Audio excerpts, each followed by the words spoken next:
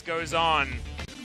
It was a close game 2. It wasn't a close game 3. And game 4, if we continue down this trend, might be our fastest game of the playoffs.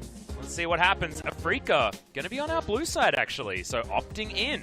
They chose the blue side for game number 4. They only had side selections in games 2 and 4.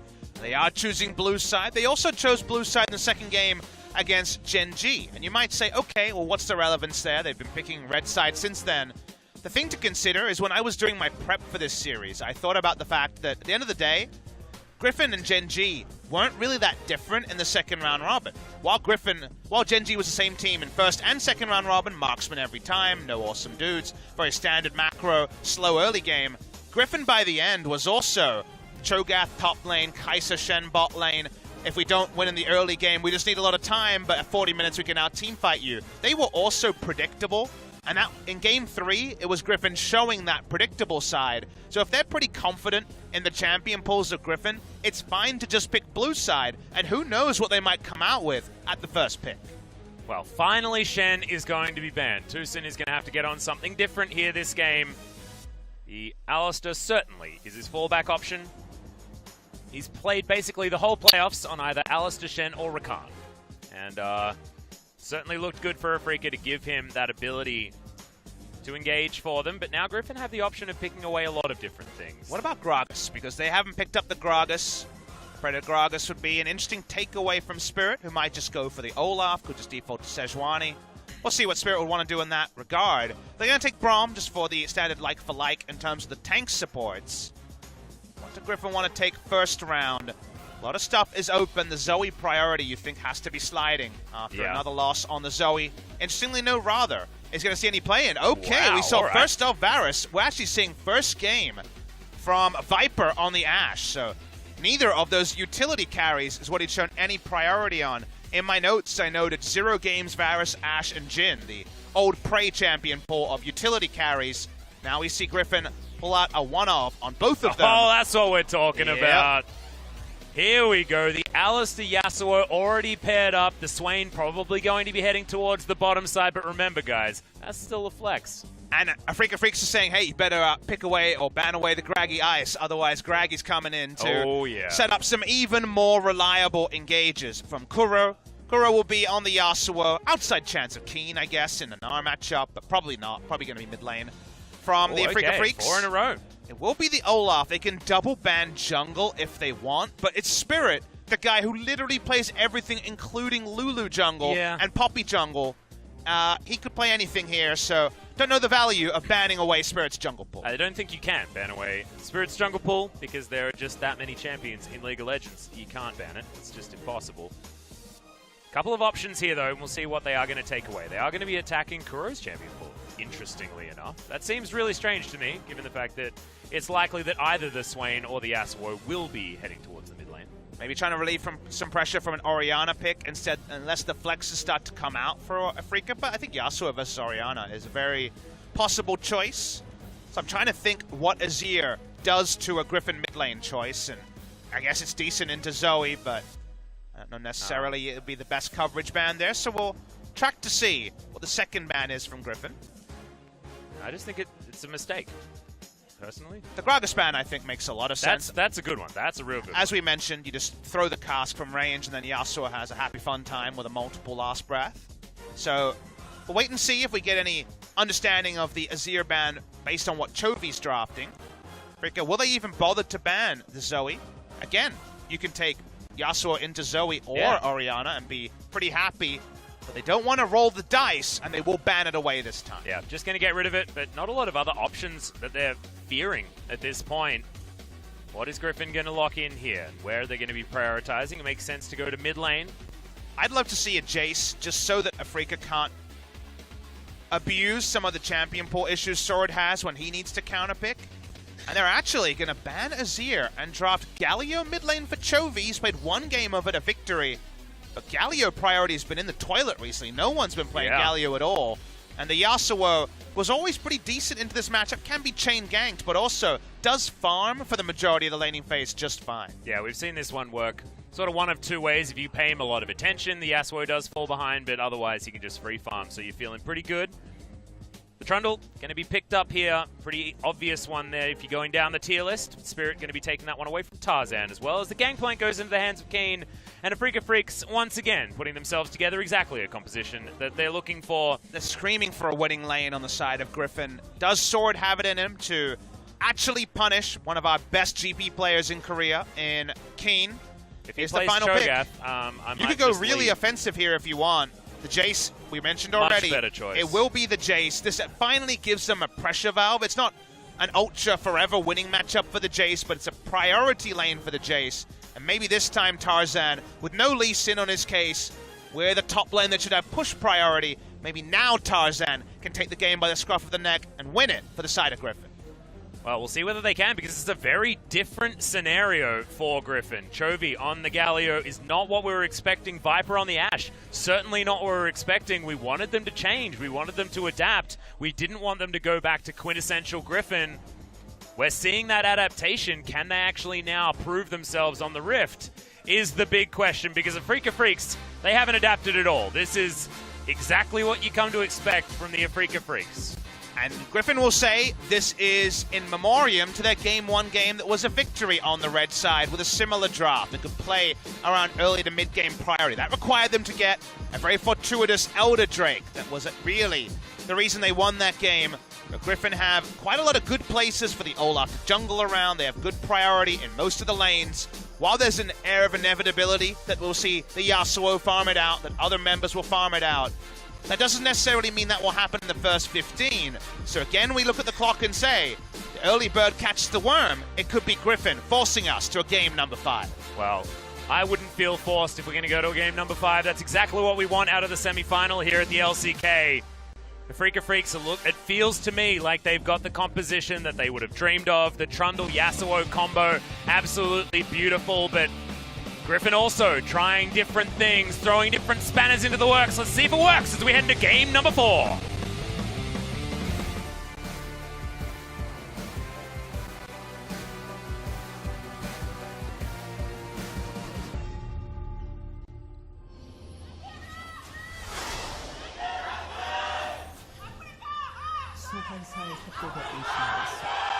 All right, everyone screaming at the top of their lungs for either team. The Griffin fans getting louder and louder as things are looking more and more dire.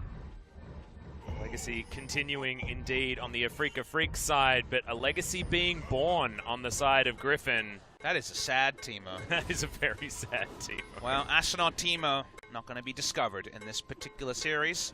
There's Cowbell's back, so we're hyped about that. Yeah, Tucson's like, yes, finally, I can get back. I want to hear some good tunes, though. You can cancel the. He was canceling. pretty well. I didn't hear the tune. Oh, okay. I wasn't into it. Wolf is the best we've seen so far in terms of the audio cancels on that particular side. Is 100% win rate in Korea for Kuro on the Yasuo. He's been popping off this season. I believe he's currently at 3 or 4-0. 3-0 I have in my notes. It's been a good pick for him. It used to be in the past there were really Kuro champions and really not Kuro champions. You would think of Victor on the one side and Azir on the other side. But it's developed. He's taking Azir bans in multiple games of the playoffs. He took an Azir ban here when he'd already locked in Yasuo. Agreed. They've definitely been... Kuro's been rewriting his legacy, going from the 5th Beetle position when he was seen as the 5th strongest player on the Rox Tigers 2016 lineup to straight up carry in his own right. He was joint MVP of summer last year with BDD. It's been really Kuro turning around his legacy in many ways.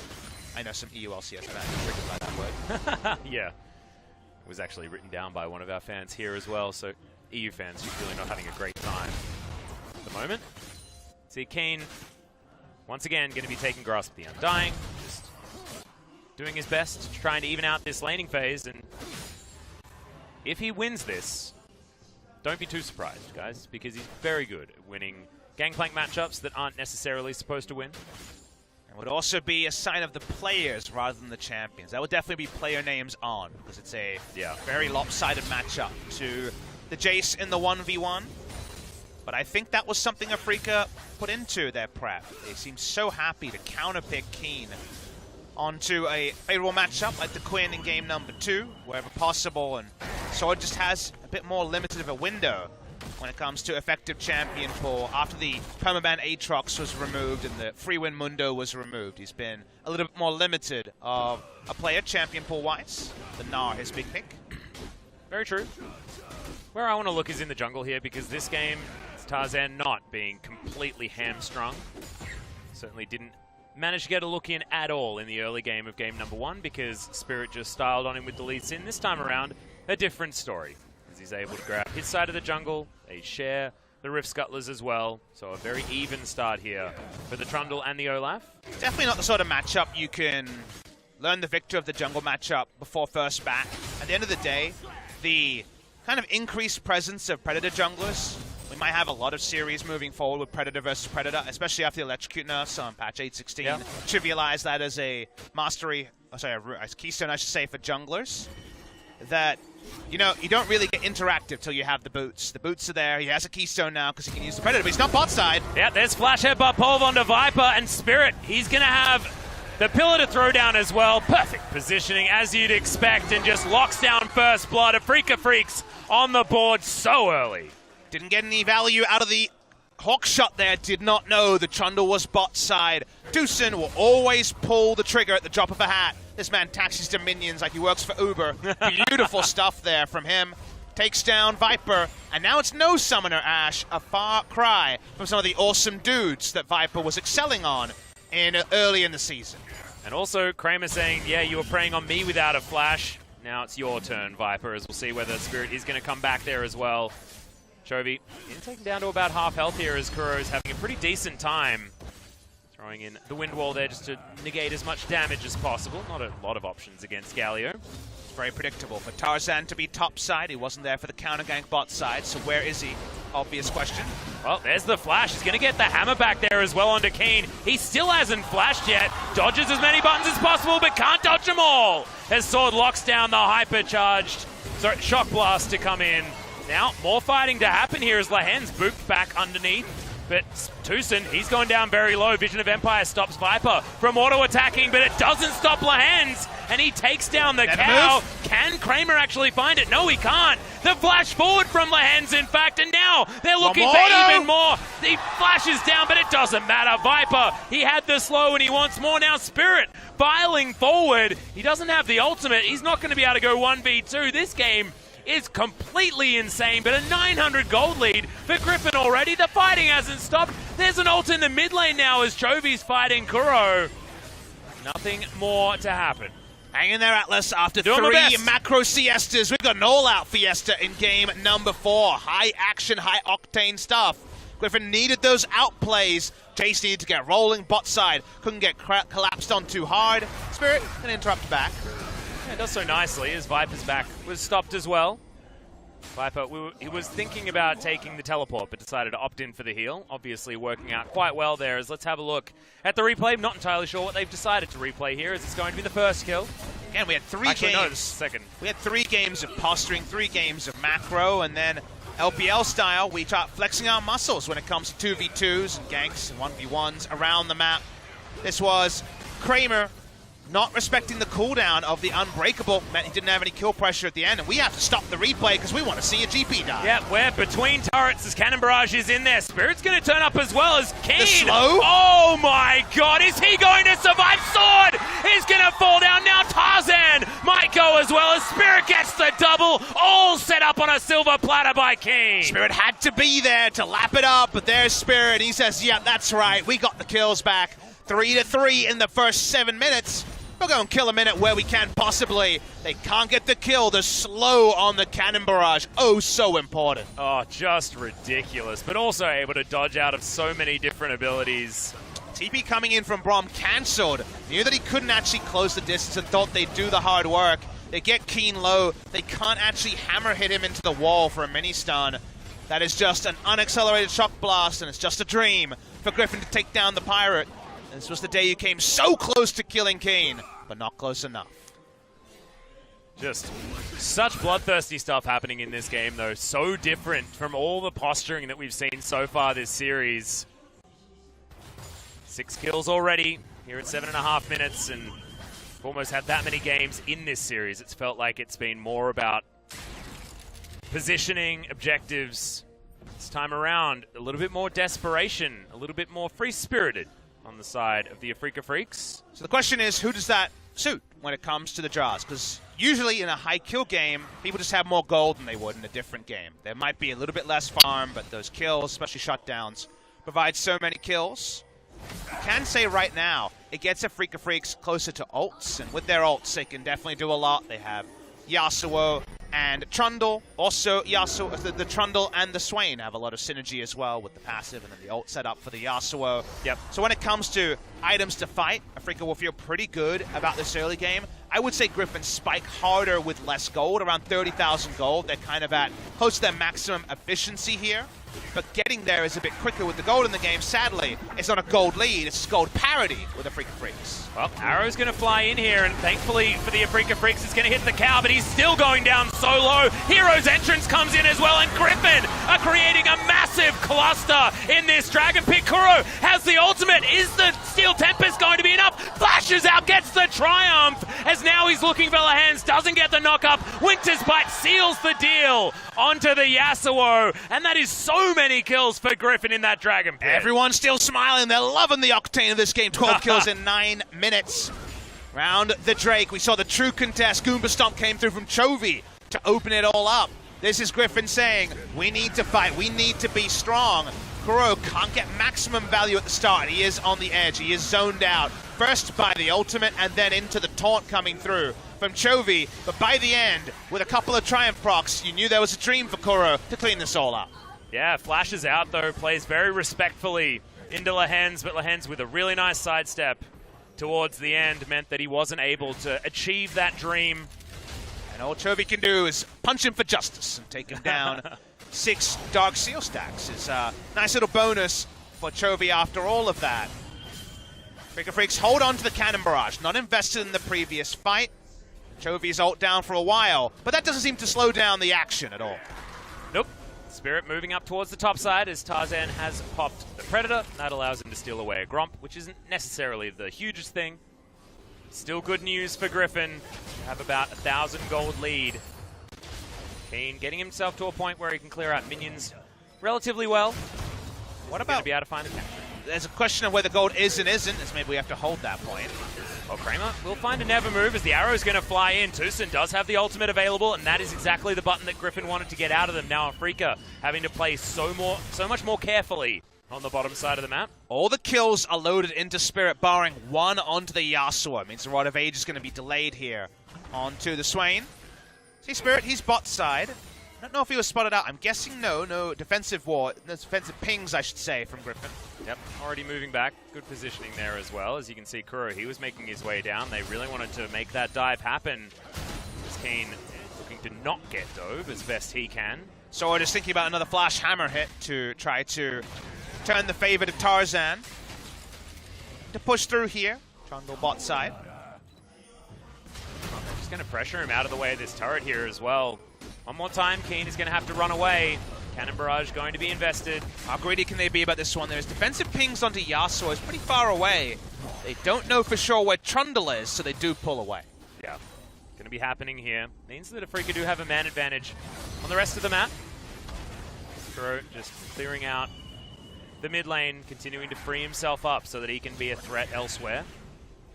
Spirit and Tucson now, buddy system, moving towards a Rift Herald that has very high value for the Afreeca Freecs comp. It's also a double value move because it's we're walking to Rift Herald, by the way, kind of wave to Griffin, and it's also to try to buy more time for Keen to keep the turret up. If you go top side, you're not going to be able to auto-attack that turret as Jace take it down as fast. So speaking of taking down, we're seeing a teleport bot side, probably to relieve pressure here.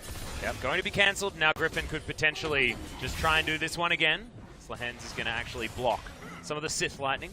Tucson eventually makes his way back down again, but thankfully for Afreeca fans, they are able to stave off the pressure that Griffin were putting on. However, not on the top side. They lose first brick, and now Tarzan makes his way in as well. Predator has been popped. He's got Ragnarok there as well. Gets the flash out of Keen finally. And Spirit, he's trying here as well. They get the knock up onto Chovy. He's very tanky, and Justice Punch is going to knock up Kuro as well. Once again, an arrow going to be tanked up by Tucson. I think he's almost taken all of them as the Afreeca Freecs can't kill Chovy. Order in the chaos, what you try to have to make for some of games like this. Through the chaos, Griffin don't pull away from topside. They do get the top lane outer turret. Cement the lead of the Jace. Going lethality to hunt pirates. This is pirate hunt to Jace, in case you guys are wondering. They're trying to actually get damage into this game early. The Rift Herald is theirs to set up around, but they don't feel strong enough to answer it just yet, and they're worried about some of the map plays. So there will be a collapse, a recall here in the chaos. Griffin has been able to get a big lead around their Jace, which is something they desperately needed after the draft. Yeah, Kuro desperately looking for some items here as well. He noticed that he just couldn't really do anything to Chovy. He had already opened up with his taunt as the damage came in, so the last breath was negated into Aftershocks, so Chovy played that about as well as possible, and Kuro, like you say, couldn't even put a sliver onto him. A couple of items will have to roll around for that to happen. Still waiting for the second use of the hero's entrance. First was the Goomba Stomp for the earlier kill in the Drake take.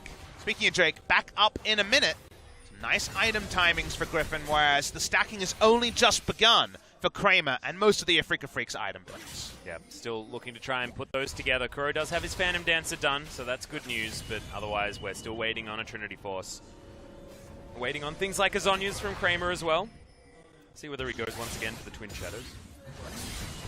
I like that item. There's Chovy, not a lot of mana, does have a blue buff. There's Kuro looking for more, but not going to find anything. Big tipping point to me this game is how many of the lane opponents can Sword beat in the side lane.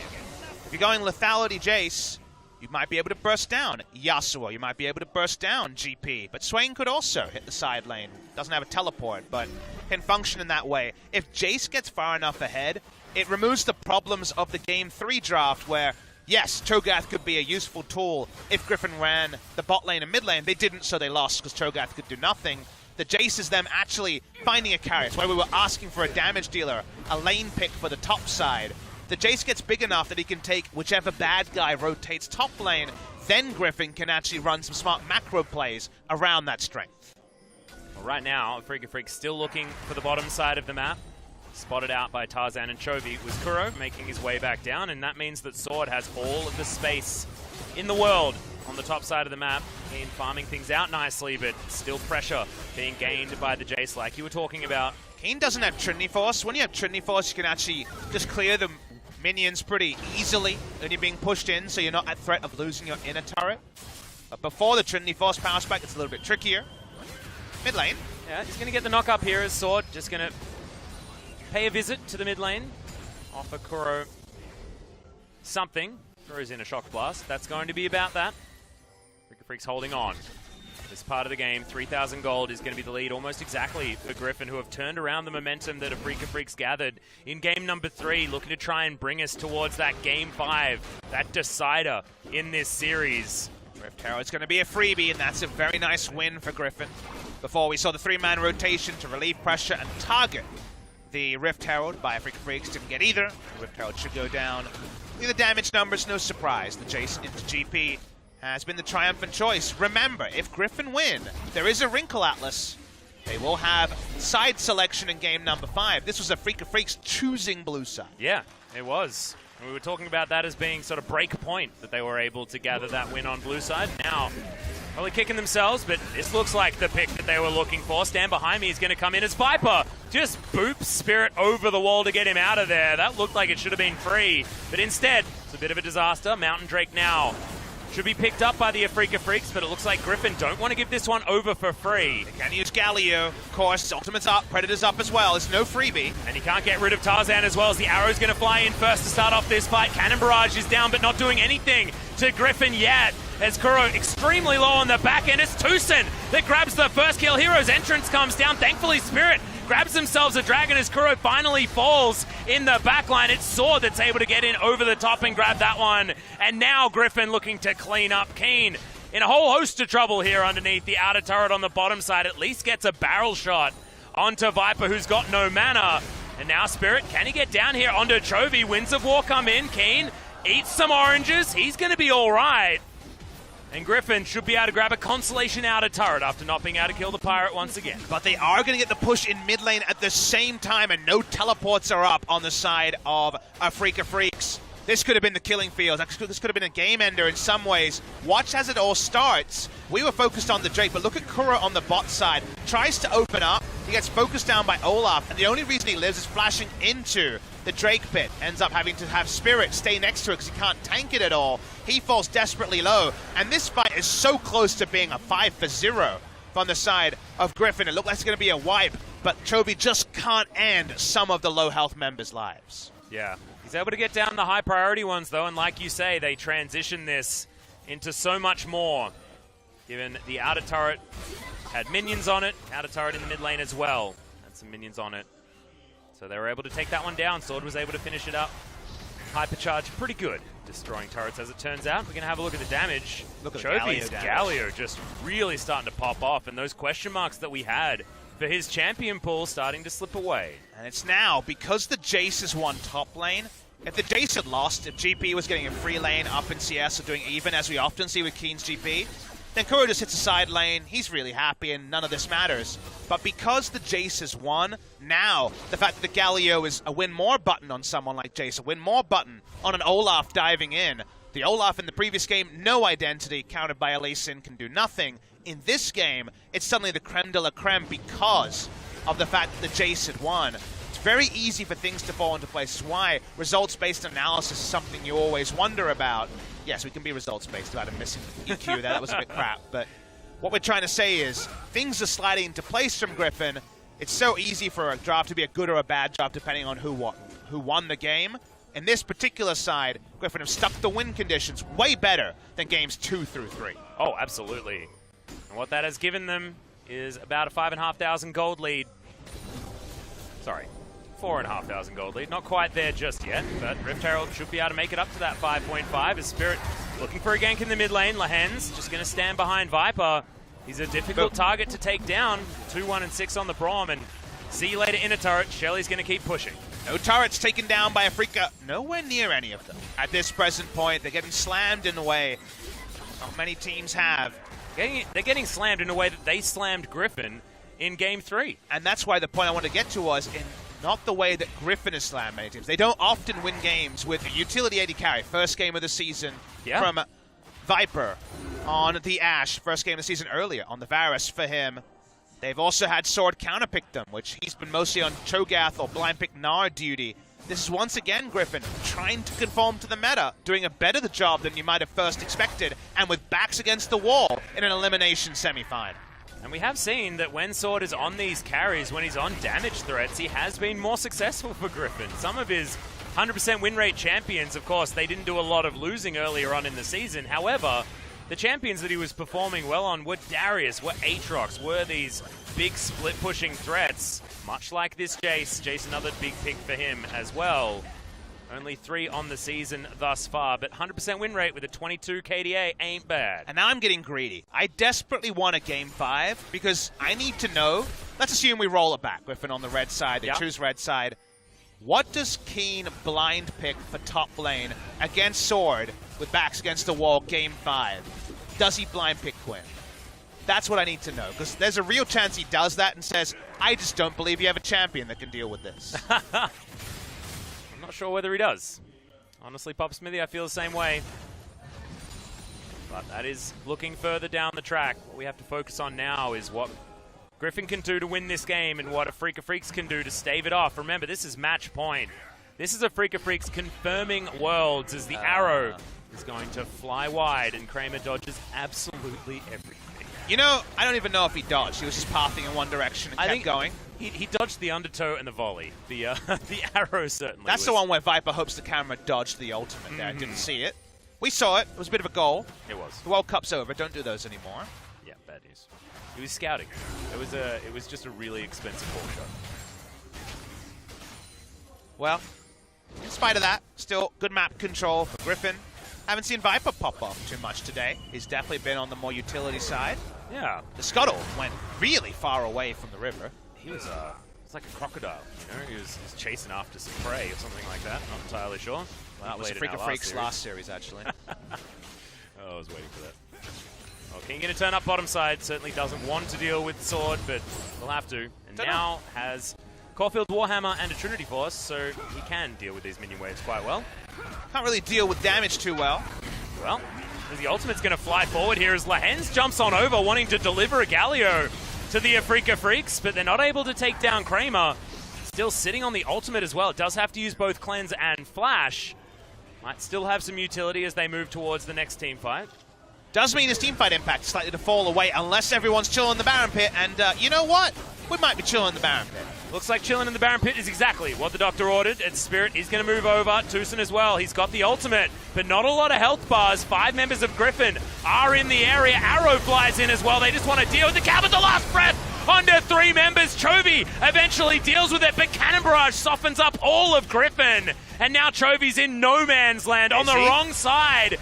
As he gets the taunt, that's decently well done, and Kuro melts. Not a lot of health on that Yasuo, and now Griffin have turned it around. Keen eats some oranges. He's at least a bit more healthy, and Spirit is taking them on a wild goose chase, but they want more. Sword is able to lock it down with a shock blast, and Spirit still running. But still, not a lot of places for him to go. Big mistake coming through from Kuro to re-engage. That actually just opened up Chovy to start the CC chain. If they take down Spirit, they can take the Baron, but Spirit, he's damn annoying to kill. He's really annoying to kill, as they are going to jump back on the Baron once again. Chovy still chasing after him, as this Baron's pretty healthy, guys. 4-level lead on Chovy, but he can't kill Spirit in one rotation. Tarzan might die here. Sword thankfully teleports in.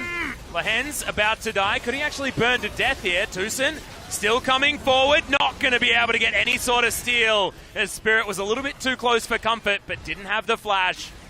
Kramer comes on over as well, and Griffin, they do successfully take the Baron. Teamfighting has not necessarily been Afreeca Freecs' strength at any point. They've been very inventive in the draft. They set up so many good 4-1 strategies. They've keen split push to win. For the majority of their games in the playoffs, they make a really big read error on how strong they are in this fight. They think they've caught Chovy, but it gets turned around onto Kuro. Things fall into place. The Baron is taken by Griffin. You look at the gold lead, you look at the kill lead. This is a good sign that Game 5 is very likely. Yeah, good sign that Kuro's going to get his first loss on Yasuo in the LCK as well, which is crazy. And look at Sword, turning around what was an abysmal Game 3, playing the Cho'Gath, not really doing anything. He was a passenger on a bus that was falling off a cliff, and now he's driving the damn thing to a victory. Nicely done from Griffin so far this game. They still need to close it out, but with this Baron buff and 2.5 minutes of it, they should be able to start breaking down these structures. Not a lot remaining, to be honest. See where they go next. Is Griffin just going to take a dragon in the meantime? Yeah, Freebie Ocean Drake is just fine. They have huge item leads on the majority of their members. A lot of damage flowing in. Both summoners being down from Kramer means he's really done nothing this game. Been one of the best performances we've seen against a Swain in recent memory. Kramer had, of course, been dominant on the Swain against one of our noted duos of poor JJ and Ruler. Here's the ult onto Spirit. Yep, arrow's going to land. He does manage to get the Subjugate off, which is going to get at least a knock-up as Tucson is in there. Hero's entrance comes down as well, as immediately you've got Kramer utilizing the ultimate. It's once again Kuro falling so early in the fight, though, and Afreeca Freecs just don't have the damage to take them down. The headbutt was really nice, but Winds of War gets the double for Chovy. This Galio is unstoppable, as the inner turret is going to fall and should be followed by the inhibitor turret as well. This Yasuo can just never hit a side lane. He doesn't have enough damage at this point in the game to actually win fights. They're getting 4-man last breaths, but it's Griffin's last breath. It's the dying breath of this mid lane inhibitor. Yep, the side lane that he can hit is the Death Chamber, Papa Smithy. It's the only thing that Kuro can really make work this game. As Griffin, they take the inhibitor, they take what they want. They're going to empowered recall their way back home and buy the majority of the shop. That's a really snowballed Guardian Angel now for Viper, who just doesn't want to die in these team fights.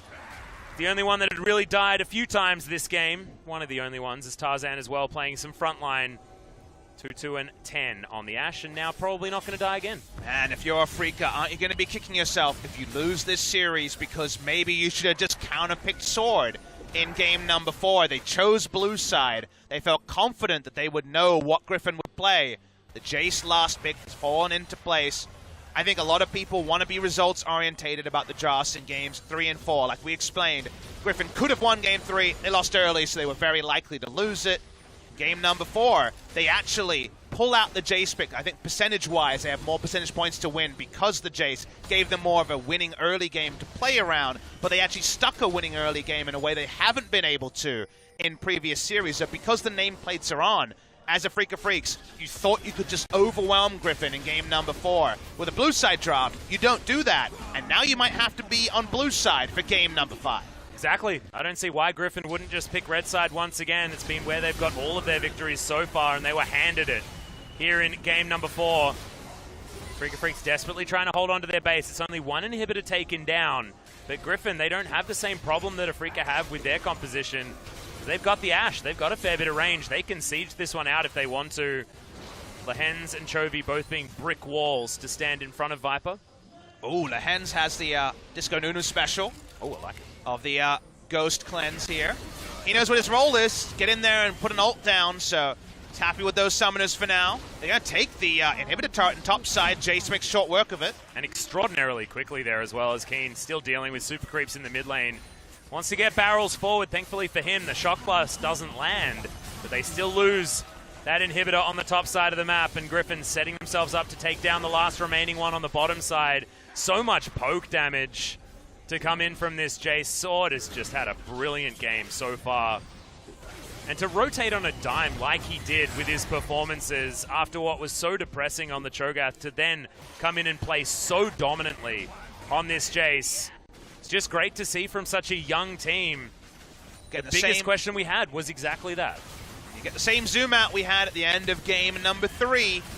And we hear the screams of Afreeca. Every lane losing their inhibitor. Third inhibitor turret won't be taken down. That's actually a Lock of the Iron Solari wasted for it, but they zone away Afreeca. Kramer's been waiting for a better spot to engage for 30 minutes. He might still be waiting with the Nexus Dime. Yeah, Nexus turret's going to be the only thing standing between Griffin and a final game of this best of 5 series.